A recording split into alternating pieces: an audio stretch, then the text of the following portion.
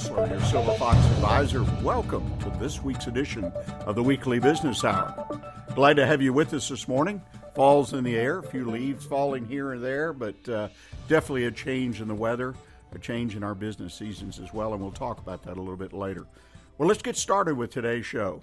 We will start with our thought for the week, which is the to-do list. One simple habit that will make you more motivated and less stressed. And I don't even charge extra for that. We also have in the station today a great guest, Dr. Mark Ciaglia. Did I come close, Doctor? Close, but no brass ring. Anyway, the doctor's the owner of the Woodlands Center for Special Surgery, and he has got a wonderful business story and is a business that I think you'll find very unique and interesting to you. I also have an update on some local business news, some ideas I hope you can use. So sit back, get ready, pull out your pad and pen, and let's get started. First, a reminder, if you have a question during the show or even after the show or comment, want to put your 2 cents in, if you will, just email me, rick@irlonestar.com. Again, that's rick@irlonestar.com. I welcome your questions. Even if it's a question about your business, I'll attempt to give you a good answer. Well, first, our thought for the week, that one simple habit that will make you more motivated and less stressed. I will confess at this point that I sometimes get stressed over my things to do list. Some days I have 25 things, some days I have 22 or 15, and there's just no way that I'm going to get all that done in a given day. And I was reading an article recently, and I thought about it after I read it, and the point was made, why do we put so many things on that things to do list? Why do we put so many goals right in front of us that have to be done right then, that day? Why not back up a little bit and simplify things? You know, that's the old KISS principle. Keep it simple, stupid. And that is one of the principles I subscribe to, but I never thought about it as regard to my to-do list. And the point being is, when you do a to-do list, just put the priorities on the to-do list. In other words, select 2 or 3, maybe 4, and put those on your to-do list. Yes, you probably have a lot more to do. And yes, you probably, just like me, you don't want to forget about them. You can write those on a separate list. But the list that you keep in front of you, the one that you have on your cell phone or the one on the computer, or if you're like me, you have a pad or a tablet, just put 2 or 3 things down. The point is, limit what you put on the list yourself, and you will accomplish much more. Try that out. Since I've read this article, I have subscribed to this system, tried to be very disciplined about it, and let me tell you, it works. A lot of times, I finish that list way before mid-morning. The idea is I've got my priorities taken care of, and then I can move on to everything else. And that's really what's most important, is to prioritize and get our priorities done. Because most of us, in my opinion, and I know all the clients I've ever worked with would fit in this category, have way too much to do in a given day. And don't let that frustration set in on you. Don't let that stress overwhelm you, because you know what happens. When you get stressed, you get a lot less done. There are always new directions and new opportunities for us. So I hope this will help you out this week in what you do in your business, making you more successful. You're in the right place if you're a business owner, manager, or you're considering starting your own business, because the Weekly Business Hour is where Montgomery County comes to talk about the latest in business news, ideas to improve your business, and to hear from some of our own local business leaders on how they have found success right here in Montgomery County. I want to give you a reminder, too, as I try to each show, is that we're on Facebook. The Weekly Business Hour page is a place I would hope you would go and earmark that page, because each week as we post the show for the given week, the podcast, then you can get an alert and listen to the show at your leisure. Now, let's check in on the business right here at Lone Star. Dick, what is on tap with Lone Star for the coming week? As everyone knows, every year there's a Conroe Cajun Catfish Festival happening in downtown Conroe, and it's happening this weekend, and I want to invite everybody out to come check out the studio, as the studio is actually smack dab in the middle of the festival. Unfortunately, to go see the studio, you have to go into the festival. Tickets and prices are all available on ConroeCajunCatfishFestival.com, and we'll be here all 3 days for the festival. A lot of great music, a lot of good Texas country and Zydeco music, and of course local singer-songwriters. Restaurants will be open. Actually, it's going to be one of the most fun times here in the downtown Conroe area, and it's every year, so I invite everyone else to come check out the studio and check out the fun. Well, a great time to check in with Lone Star. As you know, we've been talking on the show. The station's getting ready to add the FM band to its broadcast capability. So come on down to the Catfish Festival. Always lots of folks, lots of fun. Now the best part of the show, in my opinion, and that's when we talk to our guests that's here in the studio about their business and have a good conversation. Dr. Ciaglia, I'd like to welcome you, owner of the Woodlands Center for Special Surgery. Welcome again to the show. Thank you so much for having me. And I guarantee you at some point by the end of the show, I'll be able to pronounce that name. I love that name. Italian is what you told me. That is correct. My family, all my grandparents come from Italy, migrated over here and met in New York area and settled in Chicago, which is where I'm from.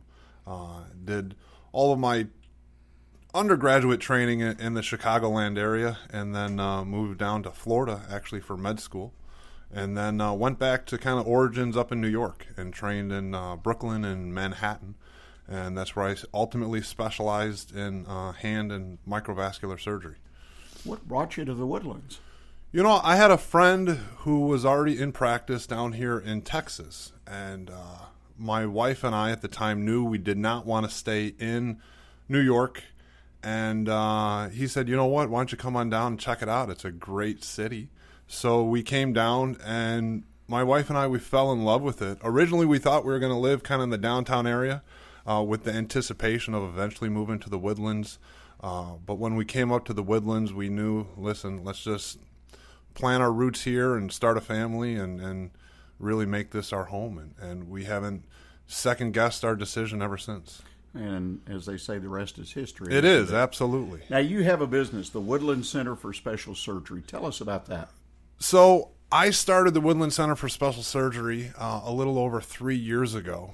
I drove the name from a very famous hospital in New York, the Hospital for Special Surgery, which was a very prestigious orthopedic surgical hospital that dealt with many of the complex orthopedic problems that patients face.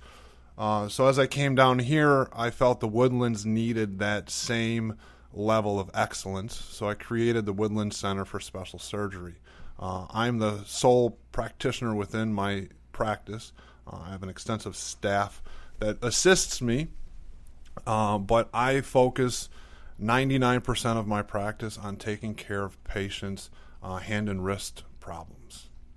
You know, you and I were talking before the show, and so people understand, and I guess there was an assumption, but you made a great point to me. You talked about the importance of one's hands, the wrist, I guess, the ability to use them that a lot of times we take for granted. I think everybody takes their hands for granted. About a month ago, there was I made a little video on YouTube as a challenge to see how far you could get through your day without using your hands. And you can't get very far. I mean, just flipping the covers off as you wake up or pressing the button on the alarm or your phone, they're so important. And I've dedicated my life to taking care of it. I was a trauma surgeon when I was in New York, and I caught a little bit of flack from some of my mentors and as well as my mom, actually, when I told her I'm going to specialize in just taking care of the hand. And people used to say, you took care of everything, gunshot wounds, stabbings, massive car accidents. Why are you just going to the hand? And to me, it was the challenge of having such a complex part of the body and making sure that it stays functional and pain-free for patients. Plus, I look at it like this. Everybody has two hands, so I have double the patient population. So it's a good business model, so to say, to make sure that I have a good patient. There's only one gallbladder, one appendix, so that limits the number of patients those doctors can take care of. Well, you know, I related to you. I'd recently had an injury, an accident, and lost just one finger. That, or I say lost, the finger was in a splint for about a week to 10 days, and it drove me crazy because it was my primary hand. And Yeah. I have a lot of respect. In fact, I shared that respect at that time with folks around me, that respect for folks that have trouble with hands or have lost limbs. It gave me a whole new respect. It does. Very interesting. So you've got a very unique business model you've set up here in the Woodlands. How long have you been here? I've been in the Woodlands area for about 5 years now and practice professionally, privately for about 3 years now. And you mentioned to me something that I found interesting, having some doctors in the family and whatnot. You practice at a number of hospitals. I do. The Woodlands is becoming a very extensive medical community. No longer does everybody need to travel downtown to the medical center. So we have some great hospitals in our backyard. So I do operate at Memorial Hermann, the Woodlands, CHI, St. Luke's, the Woodlands. As the new Methodist gets ready to open up, I'm making plans and credentialing for there, as well as with Texas Children's. That's just amazing, being available in so many places for your business. So you've got double the patients and you got a lot of places to work. Absolutely. Sounds like a great business plan, in my opinion. It has been. Well, ladies and gentlemen, we're going to take a short break now. And when we come back, we're going to talk about something with the doctor about youth sports injuries. Very interesting, some of the things he's discovered in working his business, and I'm going to ask him to share it with us. So please stay with us, and we'll be right back with you.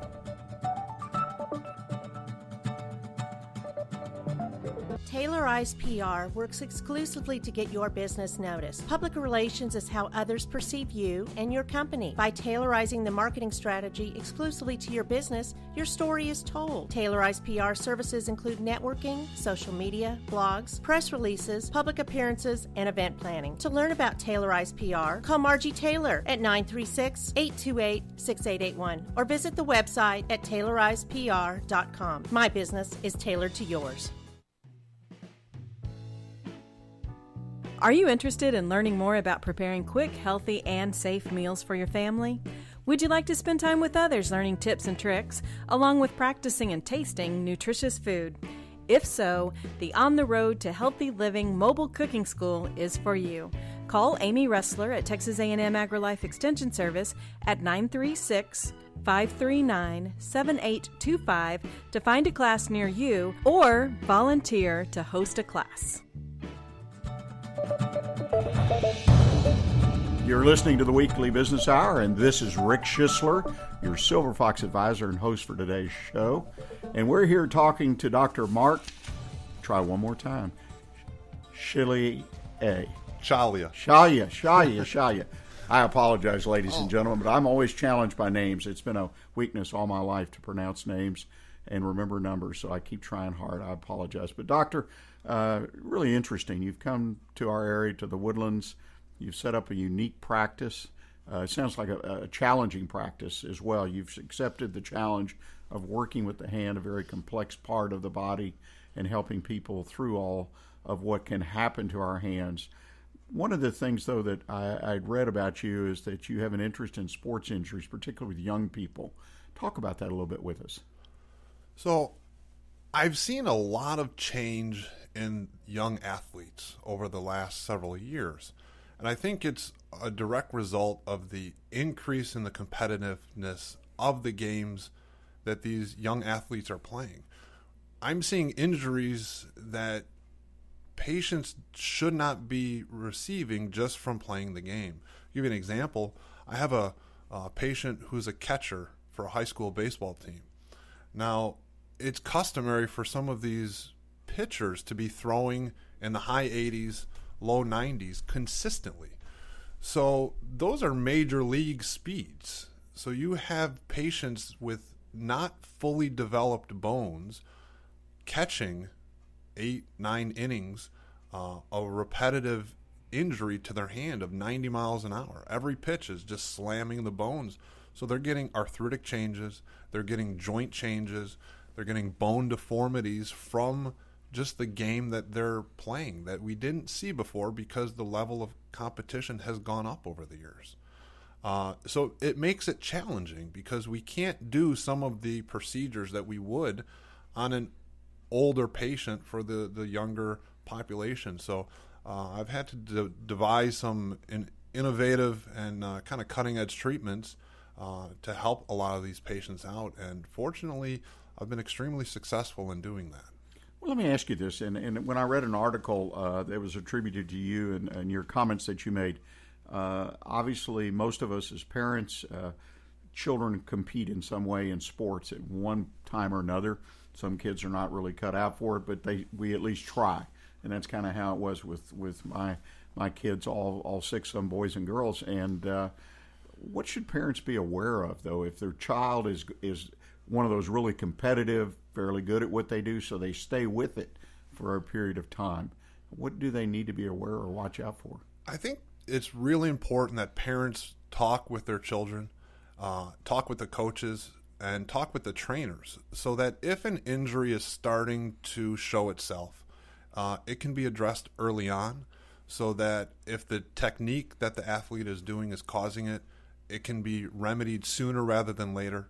Or if it's an actual sustained injury, it can be treated before it gets out of hand, no pun intended. But I think communication is the most important thing that the parents of these athletes need to be in tune with. Well, like what I hear you saying is recognition that the level of competition is just higher. Kind of like I played football 40 years ago, and I weighed 185, 90 pounds, and I was a defensive end. Today, I would need to weigh 285 in high school. Right. I'm talking about at a high school level. And that's a lot of difference. It's changed. Dynamics are just fantastic. Yeah. Impacts and things like that have just got to be unbelievable. And I think there needs to be a little bit of a realization as well. Sports are important. They're great, camaraderie and team building, but not everybody's going to the majors. Not everybody is going to make it. But you're going to have to deal with these injuries for the rest of your life if you continue to do this. I've had to deal with a fair number of coaches who are aggressive on getting their players back because they have a big tournament coming up. But in my opinion, it's not worth it. They're not being paid tens of millions of dollars like some of the football, Texans players that they need to get back on the field so they may play injured. But at high school level and collegiate levels and some of the sponsored leagues, it's not at that level. So when you're an attorney 20 years later and you're dealing with your hand because you played those games, you might have rethought that decision back then. So I think that's another point. It's just to kind of keep a reality check on the situation and don't really play injured if you can avoid it. Well, I think that's some great advice. One of the things is now you came to Houston from another city. You started a business, or I should say the Woodlands, greater Houston area. You started another business, and if you were to start that practice today, or someone came to you and say, doctor, you've done a great job in your practice, and I'm maybe even in another particular area of medicine, I want to start a practice. What kind of advice would you give me as far as starting the practice, the business itself? Well, unfortunately, that is the most important thing, is the advice that you're going to get, because medical school and residency and all of the training that I had gone through, there's so much to learn about the body. They never teach us anything about business. They never teach us how to set up a practice, how to deal with taxes, how to deal with the insurance companies. So it's taking the advice and the direction of the colleagues that have done it before you.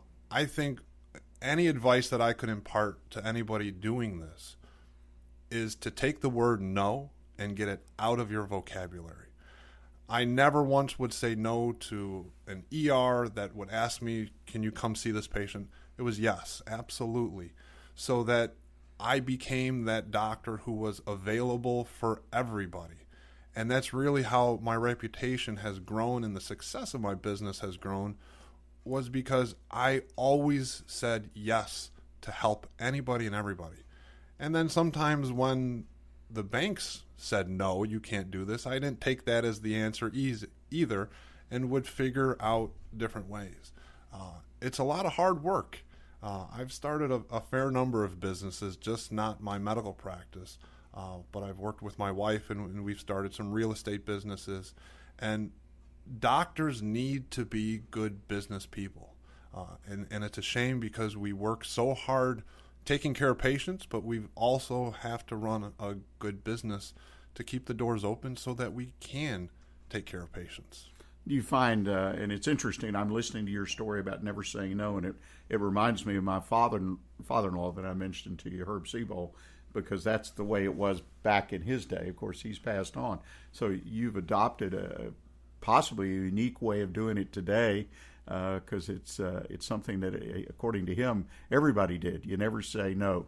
He loved to talk about practicing in the Houston Medical Center, but driving on a little 2-lane road to Tomball to help out at that hospital because they didn't have his specialty available. But let me ask you this. I mean, when you do all this now, this is a not a good word, a fantastic commitment, though, in time and effort to do this. I mean, you're an entrepreneur. You're 24/7. I mean, it sounds like committed to making your practice, your business work. I think any business owner is 24/7 for their business.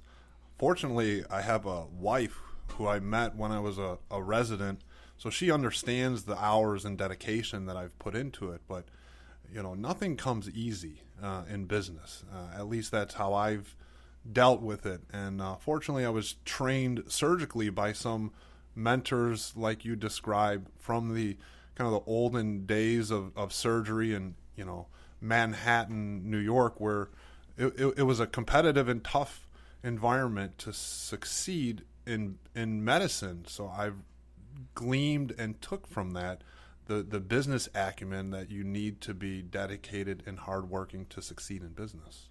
One of the things that I recognize, and I've heard physicians talk about a lot, is the administrative part of the business has gotten so complex. Paperwork, insurance company, the requirements, office staff. Any recommendations to anybody in business about what to do with their, what I call admin or administrative responsibilities? You have to hire the good personnel. I've been extremely fortunate. My office manager has stayed with me and has followed me around the Houston area. It's so important because simple coding is not simple, but it has major implications for reimbursement and payment. You've got to make sure that you're staying credentialed with the hospitals and malpractice policies and the insurances and all the electronic records right now. And it inundates so much. But I always say the devil's in the details. So it's the little things that cause the big problems. So I always tell all my staff, please pay ultra diligent attention to the details. And that's where a lot of the ease and success has then come from. Well, you've given some good advice on that, because I think that's one of the challenges for many entrepreneurs, many business owners, particularly when they first start up, is what do I do with all this administrative work? And again, physicians, when I hear those stories, I want to run just for the admin alone, the kind of work you do. Well, what does the future hold for you and your practice? I look to be in the Woodlands until I retire, hopefully a long time from now. I look to grow the practice, to bring on additional partners as the demand increases for my expertise, and to replicate what I do, which is always the goal of a good physician as well as a good business, is to make it bigger and better. Well, I deeply appreciate you taking the time today to come in and visit with us. Oh, thank you for having me. And talking about your practice, your business. I think you've brought a lot to the table on the business side, and I think that's wonderful, because my experience has been that professionals, whether they be doctors, lawyers, engineers, lack the business acumen. They lack the understanding. They don't get the training in school. Oh, we don't. And You're it right. sounds like you've figured that out in a good way, and I appreciate you sharing that experience with us. If someone wants to contact you or your practice, problem with their hand, whatnot, what's the best way they can do that? Best way is to either call the office at 936-242-1437 or send an email to info@wcfspecialsurgery.com. Well, again, Doctor, thank you so much for taking time to come in and share your experiences. Ladies and gentlemen, we're going to take another break at this point, bottom of the hour of the show. And when we come back, I'm going to share with you hopefully some local news and tips that you can use today to improve your business. Are you planning on growing, expanding, or possibly selling your business? All of these business opportunities require developing strategies and setting goals in order to achieve success. Providing specialized consulting in these and other key business decisions is what Silver Fox Advisors have been doing since 1986. Let us help you today. Call us at 713-343-3718. It might be the most profitable call that you ever make. Running a business is hard. Pressure to maximize profits and minimize loss continue to grow. Ciaglia Mitchell of Houston can help. Their independent consultants will ensure you are receiving the best communications and credit card processing services at the best prices. Most importantly, their services are completely risk-free. If they don't find savings for you, there is no fee. Contact Ciaglia Mitchell of Houston today to find out. Call 832-314-1815 or visit their website at ciagliamitchell.com/JM If you are looking to start a career, you can start your professional life in the U.S. Army. I am Staff Sergeant Stephen Jackson. My fellow soldiers and I can talk with you about learning high-tech skills in electronics and computers as a soldier. Interested in the medical field? The Army has skilled medical and dental jobs that set you up for future success. Come visit us at 2109 West Davis Street, directly behind the Whataburger on Highway 105, or give us a call at 936-756-7002.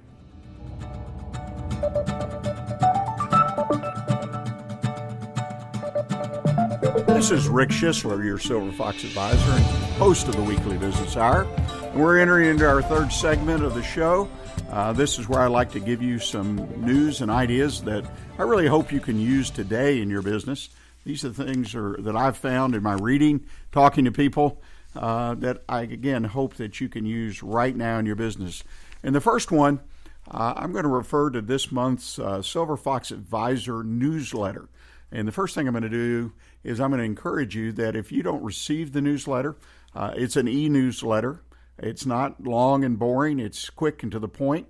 Several of the Silver Fox Advisors contribute to it with articles, and it comes out monthly. And if you'd like to receive a copy, just simply go to the Silver Fox website at silverfox.org, and you can sign up and you'll be on the email list, because these articles are coming from individuals who are like you.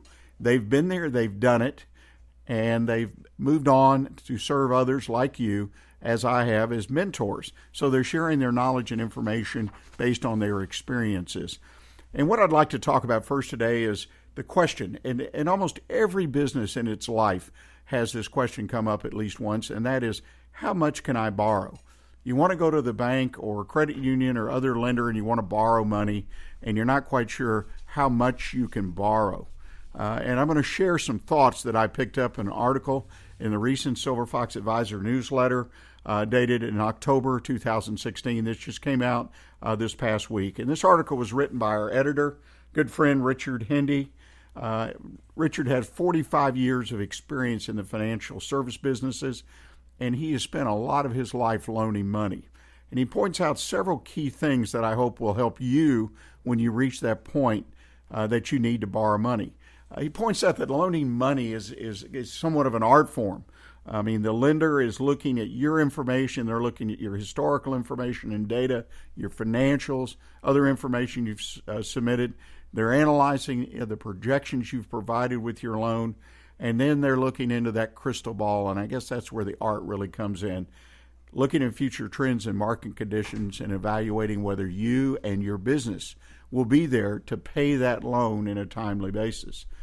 But one of the things that Dick points out, and I think he's right on target with this, he hates to hear a potential borrower say, well, how much can I borrow? What am I good for? Because what that says to him as a lender is you're not really sure about your business and what you're doing if you don't know what your business is capable of borrowing and repaying. I mean, think about that for a moment. I want to buy something, but I'm not sure if I can pay it for it. I'm not sure if I can pay that loan back. That's one of the things you really don't want to say to your banker is, how much can I borrow? Be sure you understand that. And Dick pointed out several things about what this tells him when someone says this. First of all, you have no idea what you need to borrow. You really don't know how you're going to use the money, even though you have a project, you want to expand, you want to finance your receivables, you want to build a building, many things you need money, but you're really not sure about it. You didn't spend much time analyzing your project. You don't understand your numbers. There's no explanation of how you're going to pay this back. You're really not sure about that. What if the amount I told the borrower was less than they actually needed? Then where was the rest of the money going to come from? I mean, think about this for just a minute. These 4 or 5 points he's made here. You walk into a place and you basically have said, I don't know what I need, but I know I need to borrow some money. That's a bad place to be when you're in there seriously trying to convince a bank that typically has thousands and thousands of loan applications, potentially in the large banks, and they're trying to select the ones and loan the money to the ones that are going to pay them back. Always make that good first impression. We've heard that all our life, and it's very important to make that positive first impression when you come in and make your presentation for your loan. Don't forget about it. And you know, one of the things you can do is if you're not quite sure about some of these things and you've really not had that much, if any, experience in borrowing money, is seek out a business advisor, a consultant, a mentor that has business background, such as a Silver Fox advisor. Dick does this every day for clients. He helps them put their package together. He helps them understand their numbers, and then he even will go with them to a bank and help them find the right bank for their loan. So don't try to do this on your own if you have little or no experience. Find somebody to go over your numbers with you, make sure you understand them, and don't ever walk in the bank and say, how much can I borrow? Second thing is, I'd like to give you a couple ideas that I hope will help you build a more successful day. I think it's important as we work through each day that we are willing to adjust some of the things we do, minor items, many times minor issues, but they'll help us be more successful, more productive, and it'll help us, most importantly, to grow a bigger and better business, whatever that means to you. First of all, realize that work ethic will always trump talent. Work ethic will always trump talent. In other words, your work ethic will trump any amount of talent you have if you weigh the two against each other, but you still have to work smart. You know, one of my dad's favorite phrases to me was, don't tell me how hard you worked today, tell me how smart you worked. And he kind of drummed that into me as I was a teenager, and even as I got older, he would bring that up because he'd say, how's your day? What'd you get done? Were you successful? Just an open-ended question like that. And if I said, boy, I'm tired, I worked hard, then he'd come right back. Don't tell me how hard you worked today, tell me how smart. And that's the point, is that your work ethic is still really the most important thing. You need to go out there, and regardless of the amount of talent you have, you could be a professional athlete, you could be a lawyer, a doctor, any profession, any business, and you have lots and lots of talent. But if you don't have that good, strong work ethic, then you're not going to be successful. And when you look for people to add to your business, to hire for your business, yes, hire good talent, but also be sure you hire people who have a good work ethic as well. And the second one is accept that you can't do it all. Many times entrepreneurs are caught in that trap. Well, I can do everything, or I need to micromanage. I've got to do everything because I do it better. I understand my business. I can't hire people to do that. I can't tell you how many times when I've worked with a new business, a younger business, that I heard the entrepreneur, the owner of the business, talk in some way like that. I just can't find people that do it like I do it. The point is, you can't do it all, but you can do more than you think. And to me, this was a little unique when I came across this. In other words, it wasn't about delegating, which is important, but you can do more than you think. But the key to doing more than you think is support and serve the other things you do. The key to doing more than you think is definitely to work with people, to delegate to people, to find good people, okay? But in your own regard, if you have that good work ethic, right, that we talked about earlier, then if you work smart, you work strong, you're disciplined, then you will get more done. But it's something that you have to do day in and day out. And I challenge you, if you already don't know someone that does this, because I do, I see people from time to time, and I have a great deal of admiration for them, that are just disciplined. They have a great work ethic, and their businesses typically are very successful by any measure. I mean, they're doing it. They're making it happen. They're making their business grow according to their plan. But they're doing it because they do all they can every day. And they don't go home and tell somebody, if there's anybody around to listen, well, I worked really hard today. No, they'll go home and tell people that I really worked smart today. But you have to have desire, you've got to be flexible, and you have to be open to making the small changes that'll make you, your business, a better place to work, a better place to be, and a lot more successful. Well, ladies and gentlemen, we're going to take our final short break here.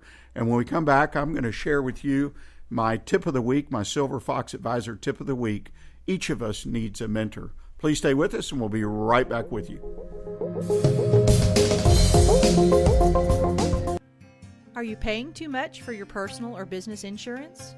Patricia Cooper Insurance on FM 1488 and Tamina Road is an independent agency that can shop multiple carriers to find the best rates and coverages to fit your specific needs. Call us today at 281-356-9955 and let us go to work for you.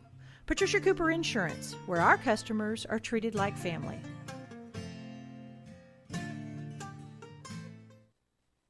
Doing business since 1985, Assistance League of Montgomery County is a nonprofit, all-volunteer organization where all proceeds stay in Montgomery County. We are proud to sponsor 10 philanthropic programs that enhance the lives of those in our community. Visit our thrift shop at 126 North San Jacinto Street in downtown Conroe or call us at 936-760-1151. Don't forget to like us on Facebook.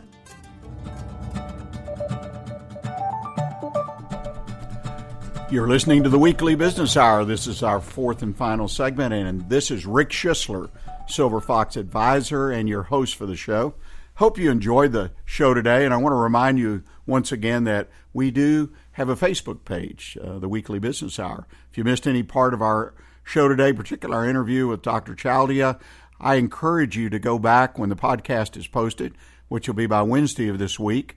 Listen to the show, pick up the tips and ideas that he offered, because he had a fantastic, in my opinion, a fantastic point of view as a professional practice builder, in his case, a medical practice, and some ideas that I think can help any business in building your business.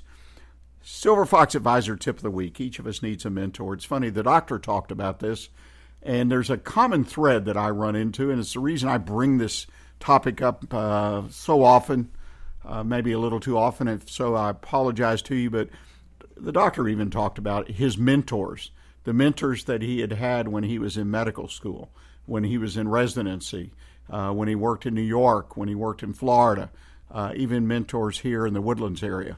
And that's one of the things that just kind of disappoints me, I guess is the best word, or concerns me when I meet a business person, even if they're not a potential client. And if we talk about the subject of mentors, they don't have a mentor. They don't have someone that works with them in the case of their business. And first thing is, there are mentors in many areas. There are spiritual mentors, personal mentors. I mean, there are mentors in all parts of our lives, or potentially could be. And again, I'm not saying go out and get a mentor for each part of your life, but as you move through your life, and particularly if you're an entrepreneur or small business owner, your life, your personal life, your business, they blend together. I mean, you own a business, whether you have no employees or 100 employees, in your personal life, just like the doctor was talking about. He's on 24/7. All these things blend together. But back to the point I'm trying to make in this piece today is that everyone can use a mentor. Oliver Goldsmith once observed, people seldom improve when they have no other model but themselves to copy. A mentor is someone you can copy. Good friend of mine and fellow Silver Fox, Monty Pendleton, sent around a piece recently by email to us that talked about the importance of mentorship and some of the aspects of it. And I'm going to borrow some of the ideas and add some of my own as we kind of take the next 6-7 minutes and walk through this. I mean, let's talk about what a mentor should be to you.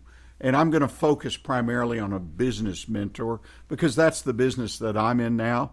I personally benefited over my career in owning a number of different businesses from mentors that related to my business. Some of them were very specialized, such as the accounting function from our public accountant, banking and a banking mentor, and so on and so forth.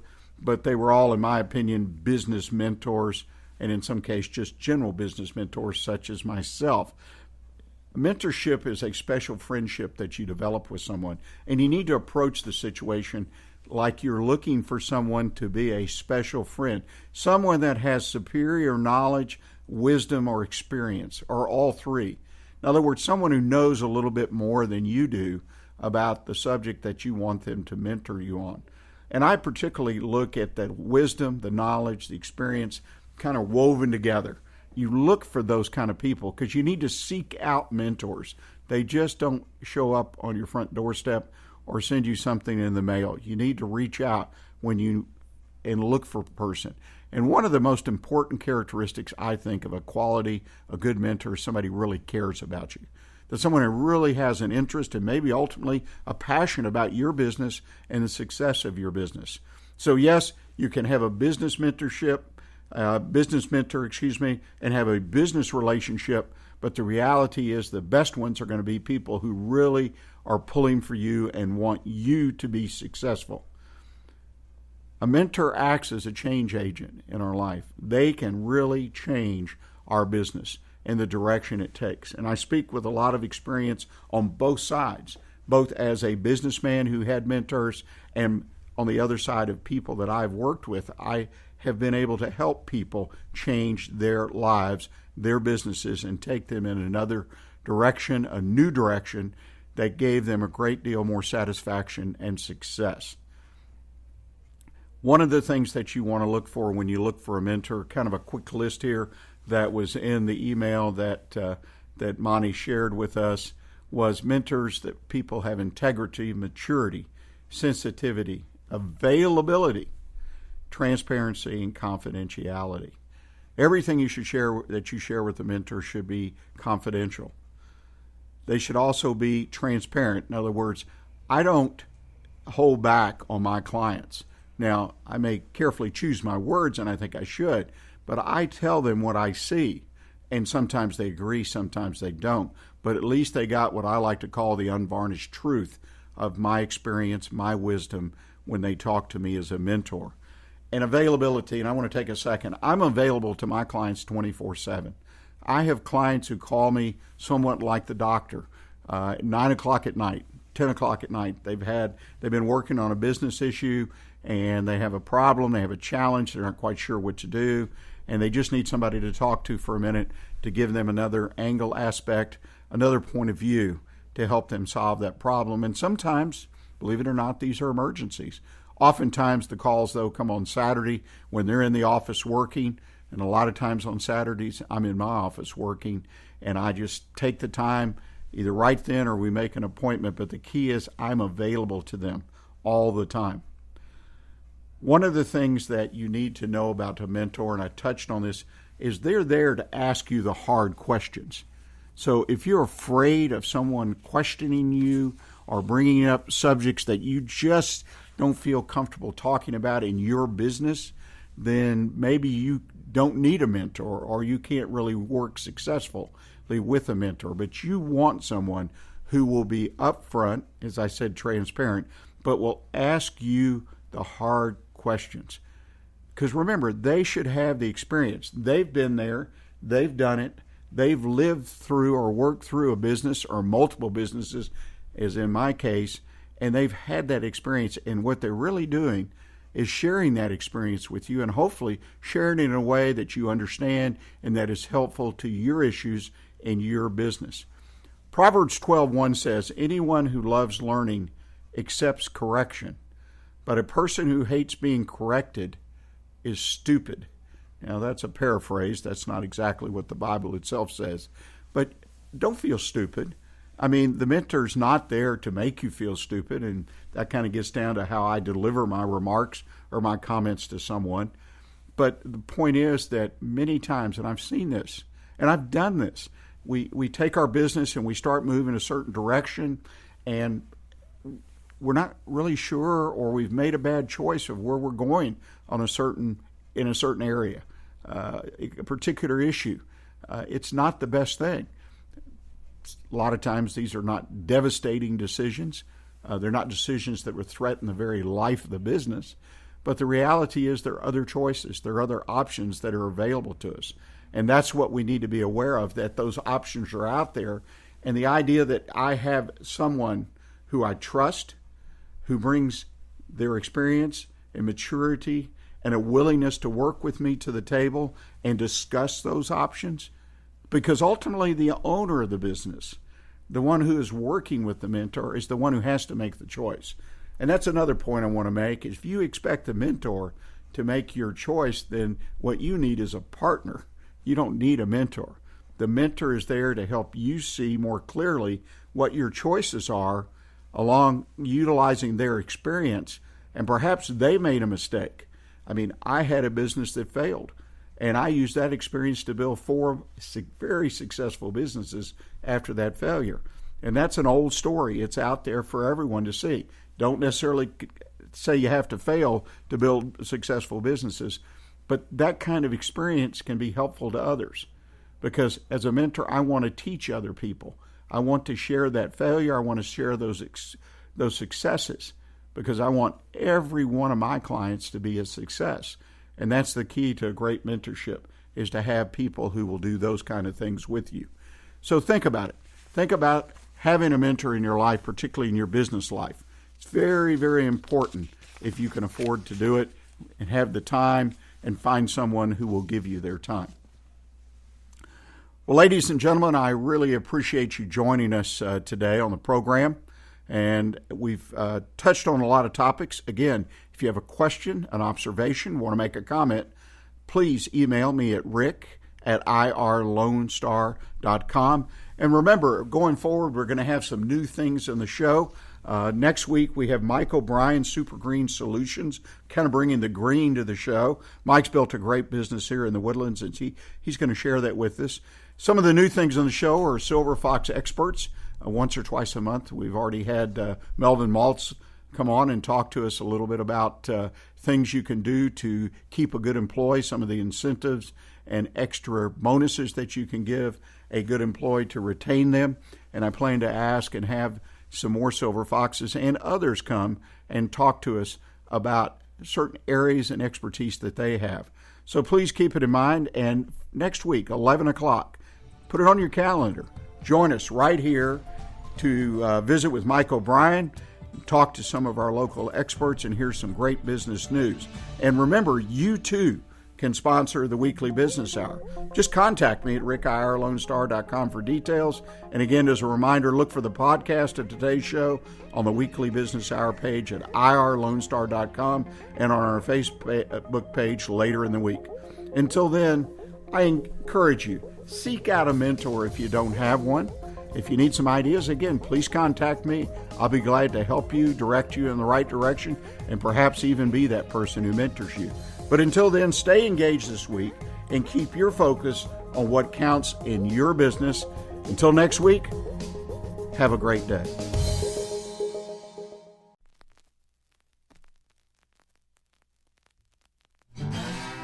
Thanks for checking out this production on Lone Star Community Radio, Montgomery County's radio station. For more information on this show and other shows on Lone Star, check us out online at irlonestar.com. If you're interested in sponsoring a program on Lone Star Community Radio and reaching the local audience of Montgomery County on FM, Internet, and TV media, please call 936-647-5747 or contact us online at irlonestar.com. This recording is a Lone Star Community Radio production, produced by the show host and Dick Schissler of Lone Star Community Radio. Interested in volunteering as a music DJ or starting your own talk show? Contact Dick Schissler at dick@irlonestar.com or by phone at 936 647-5747.